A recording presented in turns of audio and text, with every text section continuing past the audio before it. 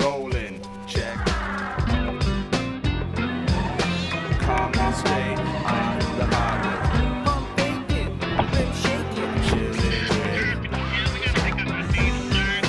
I be rolling out, rolling Off out. the hardwood. Off the hardwood, straight. Coming up on Off the Hardwood, coaching legend and Hall of Famer Lenny Wilkens talks with Paul Jones about his 40 years in the NBA as a player and coach, winning a championship with Seattle, how the NBA has changed in 4 decades, and coming north of the border to coach the Raptors. Hey, off the hardwood. Off the hardwood. Rolling out, rolling out. Getting my kids. Off the hardwood. Welcome to another edition of Off the Hardwood. I'm your host, Paul Jones, and we stand here in the bottom of the Air Canada Centre, a building that is pushing 4 years old. And today we're joined by Lenny Wilkens, head coach of the Raptors, a man who's been in basketball for over 4 decades. Coach, did you ever imagine as a kid in New York that you'd have a run like this in pro basketball? Never. I really wasn't interested in basketball. I grew up in Brooklyn where baseball was supreme. And growing up, we played a lot of baseball, stickball, handball, box ball, stuff like that. And I got into basketball late. So I never dreamed that I would ever even play pro ball, let alone be here as a coach. What made you pick up basketball? A lot of guys say that. They talk about not really having basketball as their first love. What made you pick up a basketball? Well, a lot of my friends were gravitating toward the game, and it seemed like it was a lot of fun, exciting, a lot of action in it. And I had a real close friend by the name of Tommy Davis, who was a great baseball player. He was a Dodger. My dad knows. My dad used to tell me about Tommy Davis. Yeah. Well, Tommy and I grew up in the same neighborhood, and he was a tremendous athlete. He was also a great basketball player. A lot of people don't realize that he was a high school All-American at Boys High. And so we would play against one another, and he kept convincing me to come out for the school team. He'd talk to me, and you know, when I was a freshman, I went out for it, but they had 15 people. I was number 15. He only played 8 guys, and I had to have a job after school. My dad died when I was 5, so I was sort of, helping out.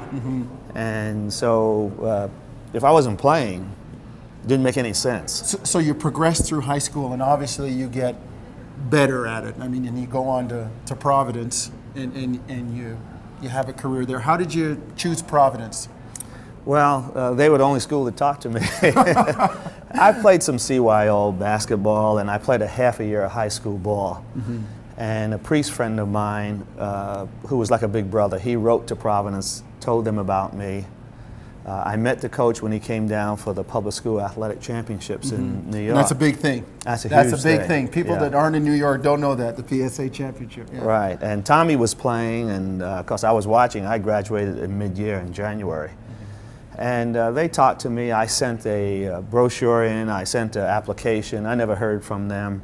And then I played in some postseason tournaments. And I guess Joe Mulaney, who was the coach of Providence, his dad was at one of the games. Okay. And it was a great game. All the high school All-Americans were playing in this tournament. Now, tell us some of those guys, because I know they went on. Can you tell us some of those high school Americans that were playing in that game? Yeah. There was a guy named York Larisi who played at North Carolina, was a great star there. Another guy, Doug Moe, who was a coach in the NBA.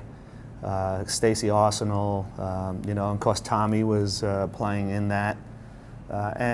So it was, a lot of people played in that tournament, and we got to the finals. I was on a different team, and we got to the finals, and we won, and I was the MVP. It's happened before. Now, you get to Providence, and you work your way through, and by your senior year, you're an All-American. Tell us a little bit about your experience at Providence as you progressed, because you didn't come in with all the accolades. No, I didn't. I think what helped was that we had a freshman team that went undefeated, the first in the school history.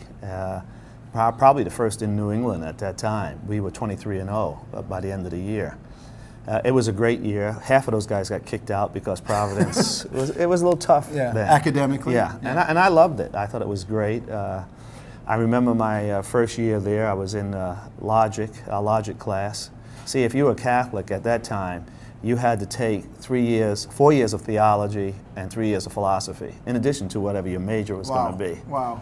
So in my logic class, we had to fill out these attendance cards. And being W, you're always in the back. And the professor we had was a Dominican father named Father Heath. And he took the attendance and he looked and he said, "Mr. Wilkens and Mr. Whalen, would you please stand up?" So myself and another student stood up. And he was a basketball player also. He said, "I don't like athletes, and in particular, I don't like basketball players. So don't ever cut my class without a good reason." Now, when you leave Providence, you're drafted in the first round, and you know, this is where we look at the 4 decades in 1960, and you go to play in St. Louis, and you play with some great players. Yes. You play with some great people. Tell us about some of the names that you played with there, because I as a guy who's a student of the game, I consider myself that anyway. I'm kind of up on it, but our viewers may not be. Yeah. Well, the draft back then wasn't like it is today. Today it's like you hit the lottery. Okay. Yeah. But I was drafted number 1. I was told about it. I was in class at the time. In class? Yes. You didn't have a big party sitting around? No, didn't have a big party. And I didn't go out to visit the Hawks. I had a friend who was getting married during spring break, and I thought that was more important. And I really wasn't sure about professional basketball. I had never seen a live game.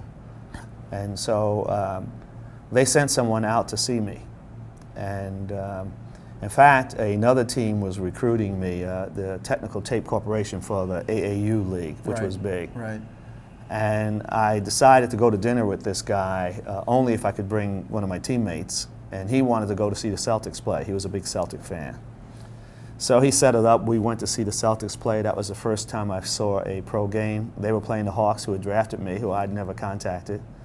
And when I saw the game, I thought it was exciting. I thought, yeah, I thought I was as good as some of those guards. And, you know, and so I decided at that moment I would try it.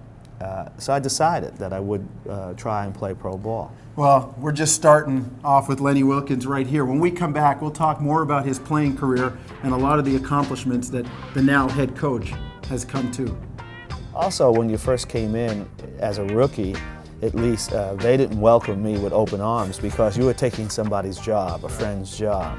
Where today, you want to help that player make his transition as quickly as possible because you know that that player can help you.